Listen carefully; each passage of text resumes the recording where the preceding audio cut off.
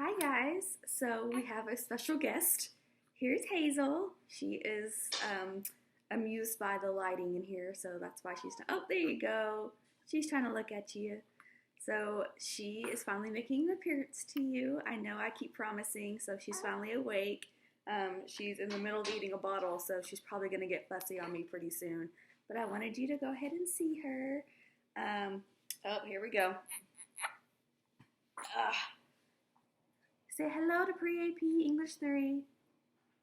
All right, she's going to go get her bottle. I'm glad that you finally got to see her a little bit, okay? Here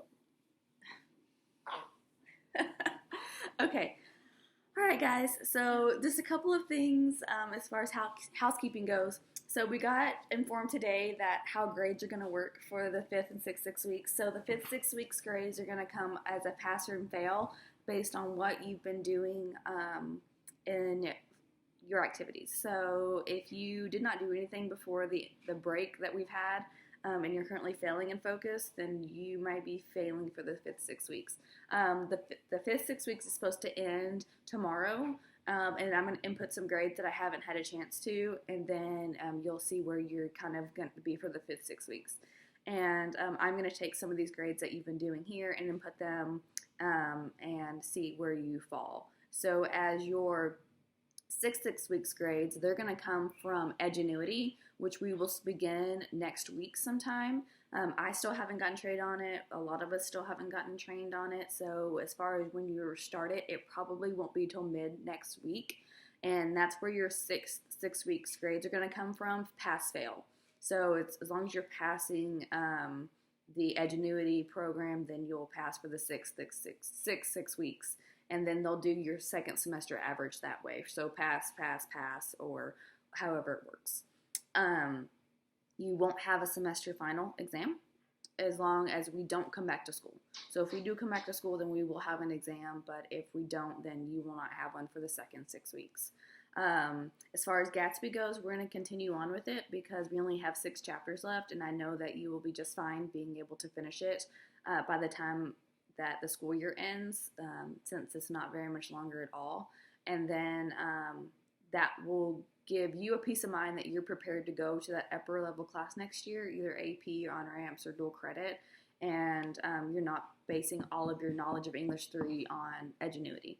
So we're going to continue on with Gatsby. We'll slow down a little bit, so you won't be doing as many chapters a week, but you will be doing, still completing it.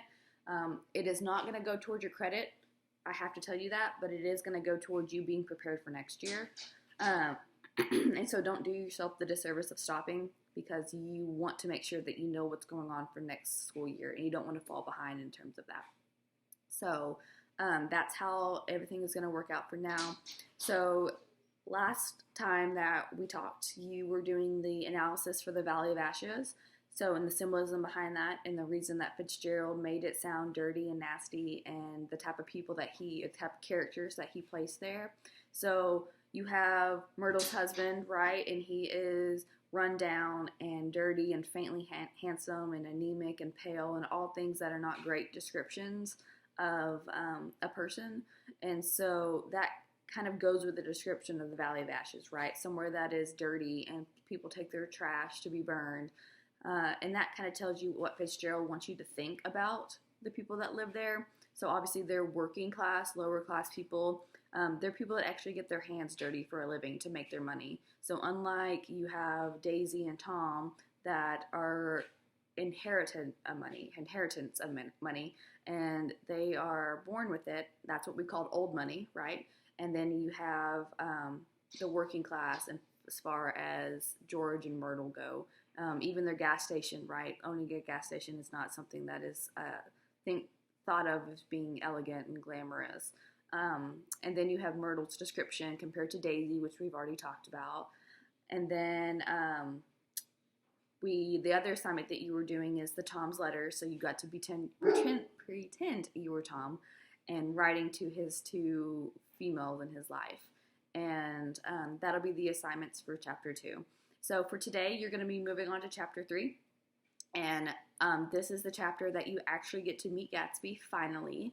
And you're going to get to see one of Gatsby's famous parties, which is really exciting because that's what the whole book is kind of surrounding. So you'll get to go to a Gatsby party.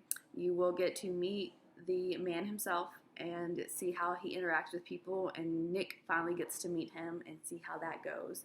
So you'll read chapter 3, and then you will do the Fitzgerald's analysis assignment for chapter 3. That'll be on Classroom, and that is you analyzing his language that he uses to describe the party, to describe Gatsby, and the purpose behind that. So it's more about the author's purpose than anything. But like I said, you'll get to meet Gatsby finally in chapter 3. As you're reading chapter 3, I want you to think about the descriptions of the party, how it's described, and what elaborate atmosphere it's created. And then I want you to think about Nick and how he is at the party. Again, I'll give you a hint, it's awkward. And then talk about or think about how Gatsby interacts with his guests, or does he interact with his guests? Final thing I want you to think about in chapter 3 is the idea that everybody is talking about Gatsby, and I want you to understand what they're saying about him and kind of how that makes him into this larger-than-life persona and almost scary at times based on the things they're saying. So that is going to be things to think about as you're reading chapter 3. I'll put the audio up as well. There is going to be an extra credit assignment for this chapter. So how I know if you're actually watching my videos, once you are through with chapter 3, I want you to send me a message on Remind of what Gatsby's catchphrase is, what he always calls people and what he continues to say. He calls Nick this several times. So it's his little catchphrase. It's something that he calls people. I want you to text me just the name, what he says, and then I will add extra credit to your 5th 6 weeks. So that means if you're currently missing lots of assignments in the 5th 6 weeks, this could definitely be between pass and failing.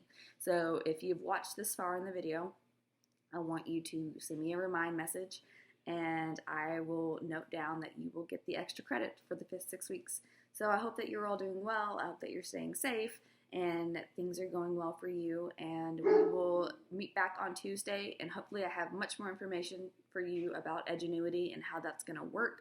The plan is because I should have gone to 2 trainings by then and have information for us to get started there for the 6 weeks and to finish out the semester if we don't come back together in actual school.